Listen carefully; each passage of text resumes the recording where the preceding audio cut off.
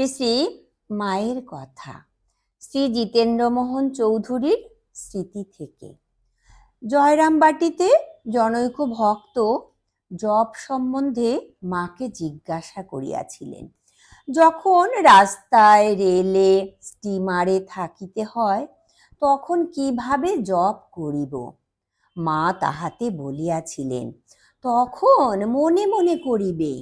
আরও বলিয়াছিলেন, বাবা, ক্রমে হাত মুখ সব বন্ধ হয়ে যাবে, কেবল মনে চলবে, মনই শেষে গুরু হবে।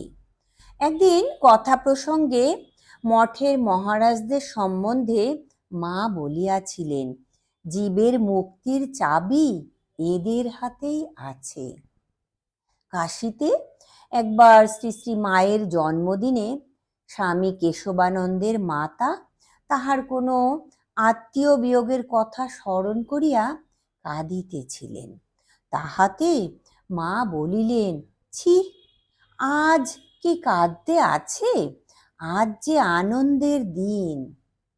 গোয়ালপাড়ায় রথের দিন জনৈক ভক্ত গুরুভ্রাতা মাকে বলে, মা, মন বড়ই চঞ্চল, কিছুতেই ঠিক হয় না মা।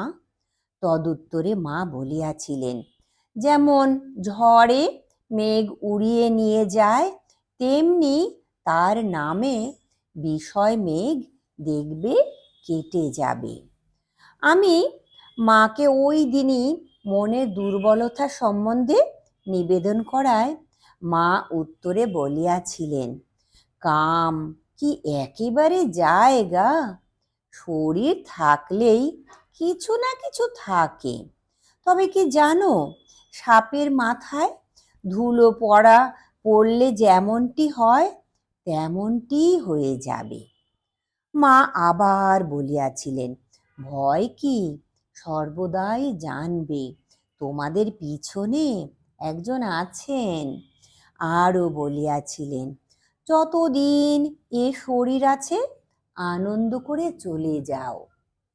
একদিন কথা প্রসঙ্গে মা বললেন, ঘাস আর বাঁশ ছাড়া সকলকেই এখানে আসতে হবে। ইহার অর্থ আমি এই বুঝিয়াছি যে যাহাদের কিছু মাত্র সার নাই, তাহারাই কেবল এবার বাদ পড়িবে, নতুবা আর সকলেই শ্রী শ্রী ঠাকুরের ভাব গ্রহণ করিবে। স্বামী কেশবানন্দ ও বিদ্যানন্দের নিকটও মা এইরূপ বলিয়াছিলেন। জনৈক স্ত্রী ভক্ত মাকে জিজ্ঞাসা করিয়াছিলেন, মা, অনেকে তো শিব পূজা করে, আমরাও শিব পূজা করতে পারি কি না? তদুত্তরে মা বলিয়াছিলেন, আমি যে মন্ত্র দিয়েছি তাতেই সব, দুর্গা পূজা, কালী পূজা সব ওই মন্ত্রে হয়। তবে কারো যদি ইচ্ছে হয় তাহলে শিখে নিয়ে সে করতে পারে।